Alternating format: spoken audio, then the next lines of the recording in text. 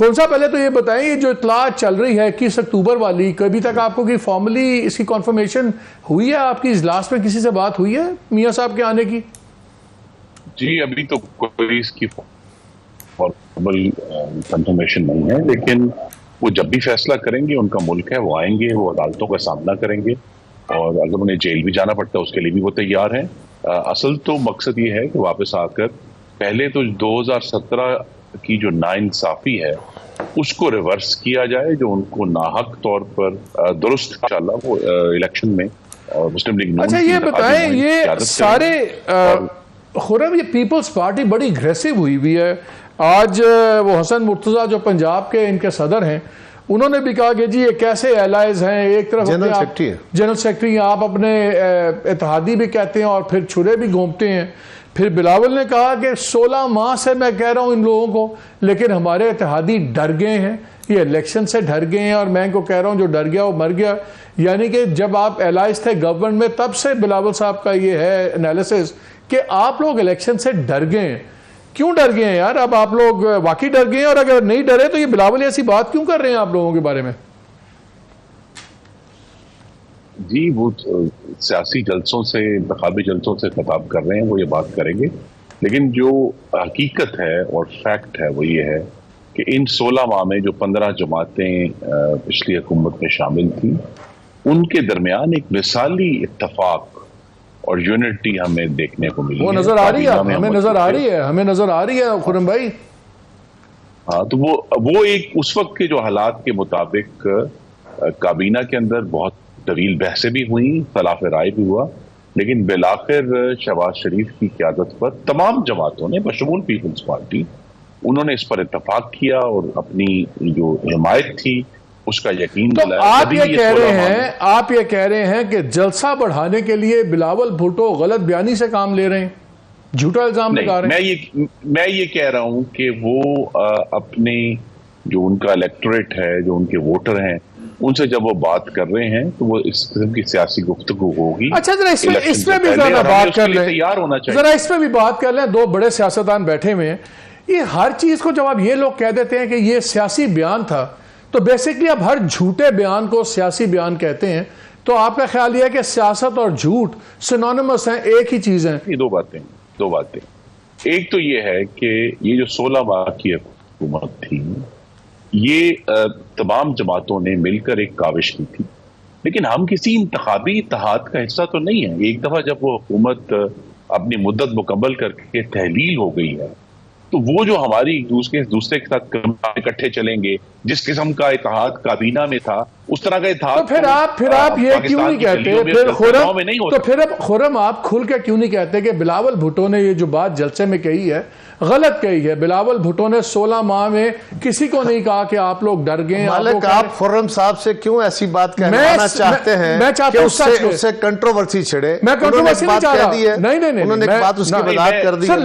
चले खैरा साहब, मैंने सवाल पूछना था, आपको हक है, पूरा हक है, पूरा। जब आप लोग, मैं इसलिए कहता हूँ जी, बिलावल साहब ने ये बात कम से कम काबीना के अंदर नहीं की, मैं चूंकि उसका शाहिद हूं, तो लिहाजा मैं ये बड़े एतमाद से कह सकता हूं कि उन्होंने ये बात काबीना में नहीं की। हो सकता है उन्होंने किसी निजी महफिलों में, बहुत सारी ऐसी मीटिंग्स थी जो शहबाज शरीफ चेयर करते थे इत्तेहाद की, जो कि फॉर्मल किसी सरकारी रिकॉर्ड का हिस्सा नहीं है। हो सकता है उन्होंने जाती तौर पर it was as simple as that। और आप भी कह रहे हैं, मैं ये बात करना चाहता हूं, नहीं मेरा सवाल ये जो बाकायदा तौर पर हमारे इजलास थे उसमें कि उन्होंने जाती बात की होगी, तो मैं तो उनका 24 घंटे का शायद नहीं। ये मुझे बताएं कि एक न्यूट्रलिटी होती है केयर टेकर गवर्नमेंट की। एक तो जो उनका बयान है बिलावल साहब का, उसकी एक्सप्लेनेशन या उसकी वजाहत तो उन्होंने ही देनी। यहाँ जरूर यह है कि ये दो साहिबान हैं जिनके नाम आपने लिए हैं, इनमें एक कदर मुश्तरक है कि इन्होंने 2.5-3 साल की जेलें भुगती और नाहक भुगती, और फिर साबित हुआ कि इनके ऊपर कोई इल्ज़ाम नहीं था, ना ही कोई सबूत थे या शवाहिद थे इनके खिलाफ। तो लिहाजा ये उस चक्की में से गुजर चुके हैं जो टेस्ट होता है पाकिस्तान में अभी तक जो भी हुआ, जिसे हम एहतसाब का नाम देते हैं, और मेनली उसके नाम पर नाइंसाफ़ी होती है और नाहक सजाएं मिलती हैं। ये दोनों वही साहिबान हैं जिनकी कॉम्पिटेंस के बारे में कोई शक नहीं है, और वो अगर जो न्यूट्रलिटी है केयर टेकर गवर्नमेंट की, उसका दिफा तो उन्होंने ही करना है कि अगर वो ऐसे लोग चूज कर रहे हैं तो वो समझते होंगे कि इनमें वो एबिलिटीज हैं कि जो आने वाले जो चंद महीने इलेक्शन में रह गए हैं उन तक जो कुछ उनके महदूद अहदाफ को हासिल करने के लिए वो उनकी मदद कर सकते हैं, क्योंकि बहुत गहरा तजर्बा भी है हुकूमतों का। नहीं, मैं कुछ और बात कर रहा हूँ। मैं इस वक्त कॉम्पिटेंस की बात नहीं कर रहा। मैं फवाद हसन फवाद को ज़ाती तौर पे मैंने बड़े करीब से देखा काम करते हुए। एब्सोल्युटली मैं कायरा साहब से आपसे एग्री करता हूँ, प्रोफेशनली बहुत कॉम्पिटेंट आदमी है, उसमें कोई शक नहीं है। आहद चीमा में बड़े और बात यह है, लेकिन यहाँ बात और हो रही है। यहाँ बात ये नहीं हो रही कि किसके साथ जुल्म हुआ है, कौन 3 साल जेल में रहा है। इस मुल्क में बहुत से लोग 2-2, 3-3 साल जेल में रहे हैं, ना वो प्रिंसिपल सेक्रेटरीज हैं, ना वो एडवाइजर्स हैं, ना वो वजीर हैं। तो that is not a criterion. लेकिन दोनों को सजा भी शायद इसीलिए हुई थी कि वो कुर्बत थी। हाँ, इसी कुर्बत से सजा मिली थी, तो वो रिवॉर्ड या कॉम्पनसेशन कुछ और होनी चाहिए। बात जिसपे कारा साहब ने बात की कि एक तासुर, एक न्यूट्रल गवर्नमेंट का होता है, उस पर असर पड़ता है। जी, मुझे तो इस बारे में कोई जो वेरीफाइड इंफॉर्मेशन नहीं है, लिहाजा मैं इस पर क्या सराही नहीं करूंगा कि ये क्यों है। अलबत्ता ये जरूर है कि बिलावल साहब की जो तहफ़्फ़ुज़ात हैं उनको जरूर इसकी वजाहत देनी चाहिए, ताकि हम एक दुरुस्त तरीके से और शफाफ तरीके से इलेक्शन तक पहुंचना चाहते हैं, ताकि जो आने वाला इलेक्शन है, और ये एक बुनियादी हदफ था पिछली जो मखलूत हुकूमत थी 16 माह की, कि 2018 का इलेक्शन जो है उसको रिपीट नहीं किया जा सकता। हमें बहरहाल असल तो लेवल प्लेइंग फील्ड की लफ्ज वहां से आया था कि 2018 में जो जमहूरी जमातें थी उनको लेवल प्लेइंग फील्ड नहीं था। हमारे लीडरान को जेलों में डाला गया, हमारे उनको बंद किया गया कि वो पार्टी के सदर नहीं हो सकते। सेनेट के इलेक्शंस में 2018 में हुए थे, हमारी पार्टी का निशान ले लिया गया था। वहां तो वादे था कि लेवल प्लेइंग फील्ड नहीं है, लेकिन अगर उसकी इस्तेलाह आज भी इस्तेमाल हो रही है, आपके ख्याल में इस वक्त लेवल प्लेइंग फील्ड है मुल्क में सियासी तौर पर? जी, इस वक्त लेवल प्लेइंग फील्ड है, जो और वो भी इसी वजह से है कि जो ये 16 जमातें थी, ये खुद भी जमहूरियत पे यकीन रखती थी। फेडरल गवर्नमेंट के पास ये पूरा मौका था कि वो एक रेफरेंस भेजते सुप्रीम कोर्ट में कि जी पीटीआई को कलअदम करार दिया जाए, लेकिन हमने ऐसा काम नहीं किया। जो पीटीआई के अरकान हैं जिन्होंने 9 मई का जो रियासत पर हमला था उसमें हिस्सा लिया, उसकी उनको सजा भुगतनी पड़ेगी। लेकिन उसके अलावा वो एक जमात मौजूद है, अभी तक ऑन द बुक्स मौजूद है, और वो इलेक्शन में कंटेस्ट करेंगे। तो अगर वो कंटेस्ट करेंगे तो लेवल प्लेइंग फील्ड तो मौजूद। अच्छा, एक चीज मुझे बताइए, आपको अगर पीटीआई वाले हालात में कंटेस्ट करना पड़े पॉलिटिकल इलेक्शंस, तो क्या आपके ख्याल में वो लेवल प्लेइंग फील्ड के इलेक्शंस होंगे?